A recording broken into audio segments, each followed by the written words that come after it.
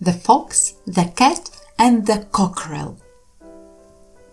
Once upon a time there lived a cat and a cockerel.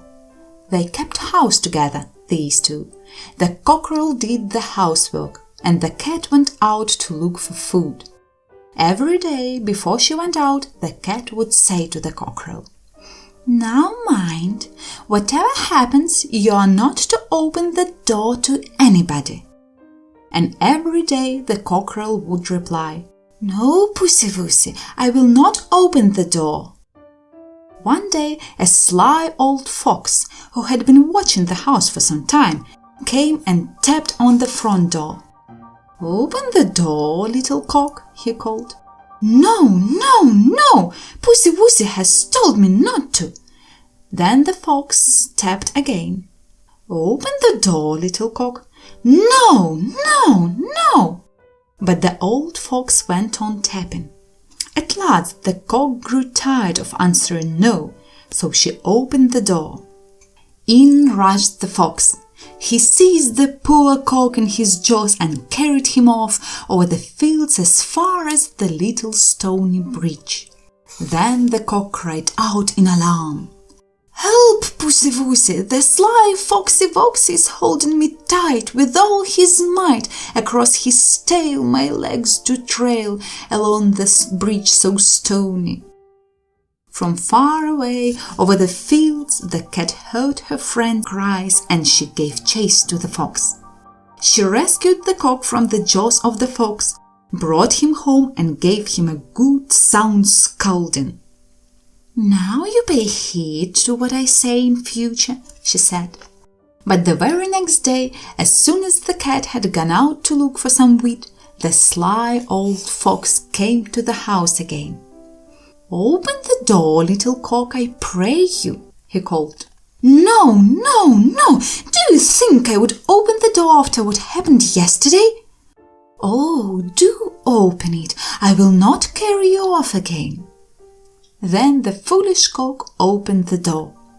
Hardly had he done so than in rushed the fox. He seized the cock in his jaws, and off he ran over stick and stone until he came again to the little bridge.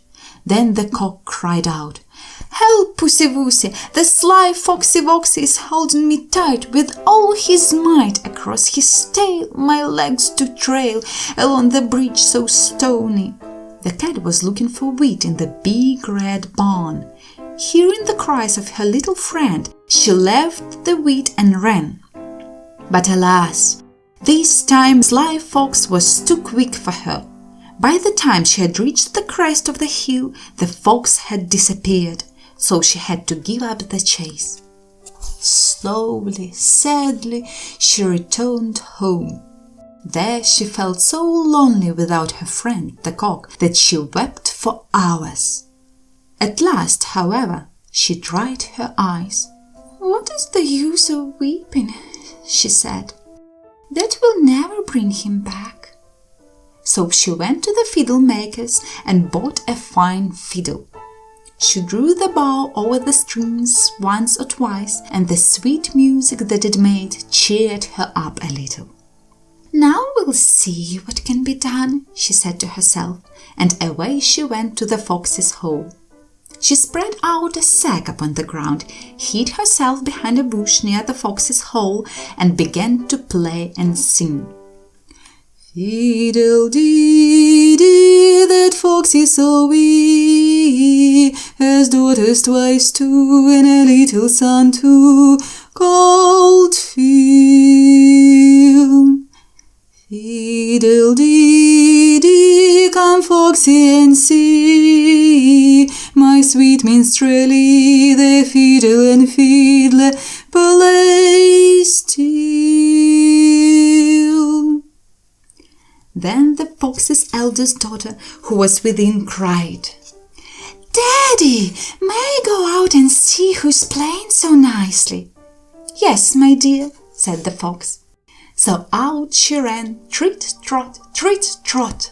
The cat was waiting. She seized her by the bushy tail and popped her into the sack. Then she tied the sack up tightly and began to play again. Fiddle-dee-dee, that fox is so wee, has daughters twice two, and a little son too, called Phil. Fiddle-dee-dee, come foxy and see, my sweet minstrelly, they fiddle and fiddle, play still. Then out ran the second daughter, treat-trot, treat-trot. But Pussy was waiting. She seized her by the bushy tail and popped her too into the sack. The cat went on playing and singing and playing until she had got all the 4 daughters in her sack. And the little son too, called Phil. Then the sly old fox was left alone in the house. "I wonder where the children are," he said. "The pot is a-boiling, the porridge is cooking, the little cock is all ready for roasting, and it is high time we had our supper.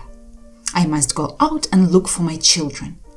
So out he went, treat-trot, treat-trot. But the cat was still waiting. Bounce!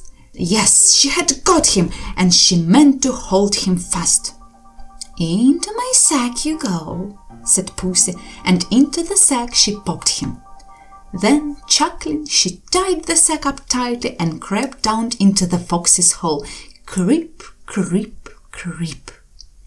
There she saw the pot a-boiling, the porridge cooking, and there on the table lay the little cock. "Come, Cocky-Locky, shake yourself," said the cat. The cocky was so glad and surprised to hear the voice of his friend that he shook his feathers and sat up. "Now perhaps you will be wiser in future. Are you coming home with me, or are you going to stay here and be eaten up by the fox?" "I'm coming with you," said the little cock meekly, and out they went.